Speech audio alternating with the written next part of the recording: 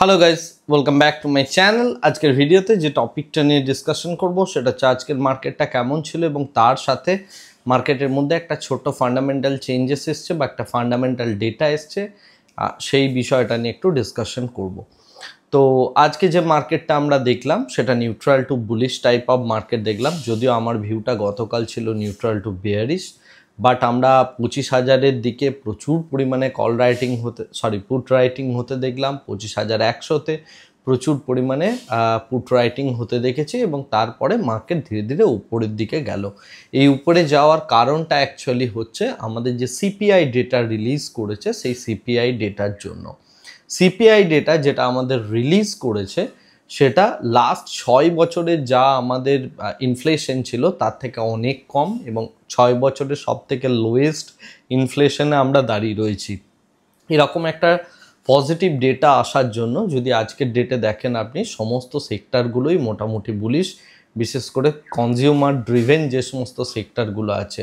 আপনি যদি দেখেন আজকে টু হুইলার যত কোম্পানি আছে, ফর এক্সাম্পল বাজাজ অটো বা হিরো মোটরকপ ইত্যাদি যত কোম্পানি রয়েছে, টিভিএস মোটরস ইত্যাদি যত কোম্পানি রয়েছে টু হুইলারের, প্রত্যেকটা বেড়েছে। এর সাথে সাথে ফার্মা এবং তার সাথে এফএমসিজি সেক্টর, এরাও প্রচুর পরিমাণে বেড়েছে। এখানে মার্কেটের যেটা এক্সপেকটেশন বা এস্টিমেশন রয়েছে সেটা হচ্ছে রুরাল ইকোনমি গ্রো করবে, রুরাল ইকোনমিতে একটা বেশ ভালো রকমের ডিম্যান্ড আসবে, এরকম সিপিআই ডেটা যেহেতু খুব কম এসছে সেই এক্সপেকটেশনে। তো সেই কারণে আজকের ডেটে এই টাইপ অফ স্টকগুলো যথেষ্ট ভালো র্যালি দিয়েছে। কিন্তু যথারীতি আমরা যদি দেখি আইটির যে স্টক রয়েছে সেখানে রীতিমতো প্রেশার আমরা দেখতে পাচ্ছি। এইচসিএল টেকের রেজাল্ট বেরিয়েছে গতকাল এবং তার ফলস্বরূপ আমরা দেখলাম যে এইচসিএল টেক আজকের ডেটে প্রায় 3%-এর উপর ফল করলো। সুতরাং আইটির দিকে নজর রাখার চেষ্টা করুন এবং আইটির মধ্যে এই প্রেশারটা থাকবে। আমি যখন বলছি আইটির দিকে নজর রাখার চেষ্টা করুন, তার মানে আইটিতে বিভিন্ন রকম অপশন রিলেটেড স্ট্র্যাটেজিগুলো আপনি করে সেখান থেকে ইজিলি পয়সা বানাতে পারেন।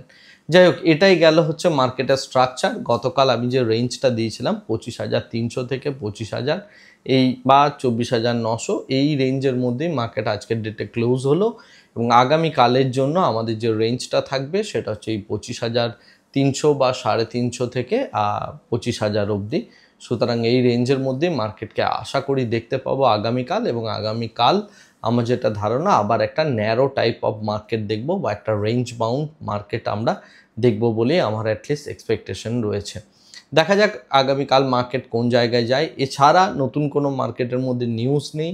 ট্রাম্পের যে ট্যারিফ ডিল বা ট্যারিফের যে ইন্ডিয়াকে চিঠি পাঠানোর ব্যাপার, সেই সমস্ত কোনো কিছু আপাতত হয়নি।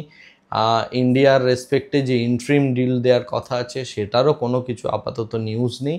সুতরাং মার্কেট মোটামুটি আপাতত ওই নিউজটার জন্য ওয়েট করবে। আজকে সিপিআই ডেটা আসার জন্য স্লাইটলি একটা বুলিশ ভাব আমরা দেখলাম, বাট মার্কেটে ওই যথারীতি আইটি এবং কোয়ার্টারলি রেজাল্টের যে সমস্ত স্টকগুলো রয়েছে সেগুলোর দিকে নজর রাখার চেষ্টা করুন এবং যে সমস্ত স্টকের মধ্যে আপনি কোয়ার্টারলি রেজাল্ট ভালো দেখতে পাবেন এবং তার সাথে সাথে ভালো রকম ইনভেস্টার পজিশনিং রয়েছে সেগুলোতে আপনি চাইলে পজিশন বানাতে পারেন।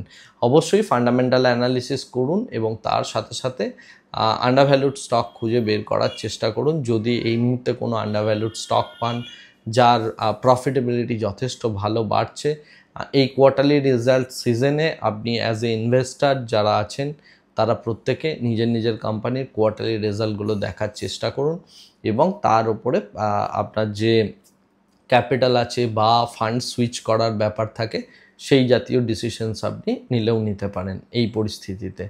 যাই হোক, পুরো কোয়ার্টারের সমস্ত কিছু রেজাল্ট চলে এলে, সমস্ত কোম্পানির রেজাল্ট চলে এলে তারপরে আমি একটা ছোট্ট ভিডিও বানাবো যে অ্যাকচুয়ালি পুরো কোয়ার্টারের আউটলুকটা কীরকম হলো বা কোয়ার্টারলি রেজাল্ট কী দিল এবং নেক্সট ইয়ারের জন্য বা নেক্সট কোয়ার্টারের জন্য আমরা কিভাবে দেখতে পারি। এগুলো ইনভেস্টার বা যারা সুইং ট্রেডার আছেন তাদের জন্য এই টাইপ অফ ভিডিওগুলো আশা করি কাজে লাগবে। আজকের ভিডিওটাকে আর এর থেকে বেশি দীর্ঘায়িত করছি না, ভিডিওটাকে এখানেই স্টপ করছি। Thank you very much, bye bye, tata.